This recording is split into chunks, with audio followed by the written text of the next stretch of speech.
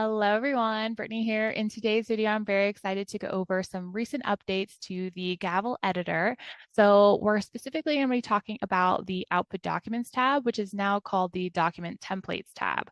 So let's take a look together. If you go into your Gavel editor, what you're going to be able to see is that we still have a Questions tab and a Settings tab, but the Output Documents tab is now called Document Templates. So when we click into here, you're going to see a completely different layout.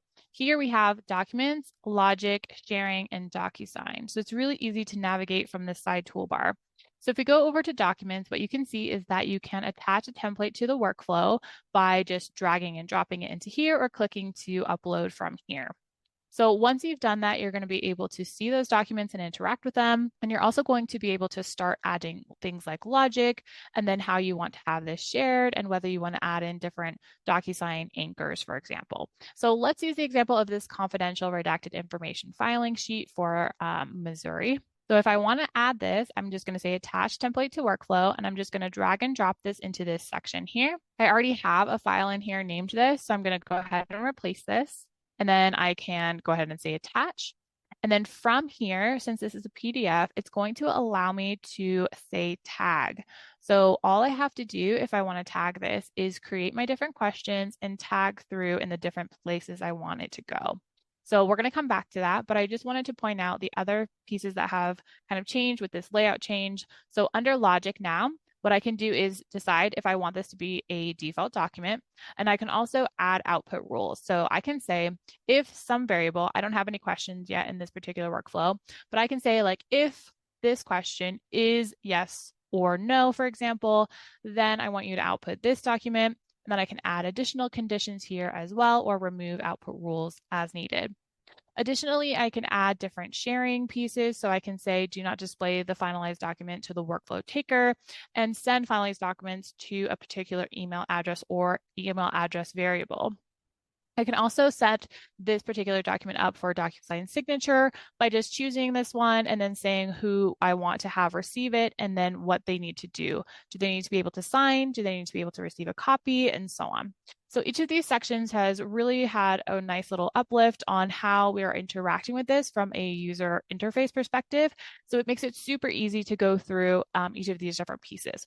So what I'm going to do really quickly now is just add a few question types that we can play with so that we can start playing with the PDF tagger here. Okay, so I didn't go through and do every single piece of this particular example just so that I can show you a couple of key pieces for the new PDF tagger.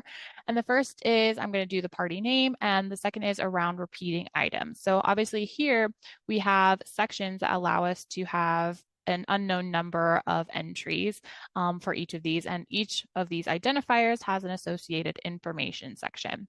So what I've done here is I have put in a question that asks, what is your first name? Another that asks, what's your last name? I've combined these together in invisible logic, saying contact full name, first and last. And then I've created a repeating item that asks for the redacted information identifier as well as the associated redacted information. So let's go ahead and go into our document templates. Now that I've created those different pieces, I'm going to go and say tag, and then I'm going to select a field. In this case, I'm going to say insert variable. I'm going to choose contact full name first and last, so you can use invisible logic variables here.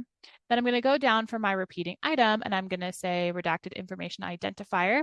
I'm going to insert a variable. I'm going to find redacted info repeating item. I'll find the repeating item child, which in this case is the info ID, and then I'm going to choose the repeating item entry number, which in this case would be the first position. I can do the same thing for the redacted information here. I can say insert variable, redacted info, repeating item, but this time I'm using this different item child, so redacted info, and then the first position. Same thing over here. I'm just going to say insert variable, choose the repeating item, choose the redacted info ID, and now it's going to be in the second position. Same thing for here, insert variable, redacted info, second position, and so on until you've finished all of these different pieces. Now, one thing you can note here is that there's a finite number of different blocks that you can use. So you might want to add a max number of repeating items that can be added. So I'm going to just count these now and then add that on the back end of the repeating item. So I've counted 18. I'm going to go ahead and save this. I'll go over to questions, and in the back end of this, I'm going to go into settings, and I'm going to make a maximum number of items, and that's going to be 18. So that way nobody can add more than there is space for in this form. So let's go ahead and save, and then let's go ahead and test this and run it. So I'm going to say, for example, Brittany Hernandez. Now that we've put in the first and last name, I'm going to put in test1 ID and test1 info. I'll add another one and I'll put test2 ID and test2 info. Let's continue. This is our review page. We'll continue here.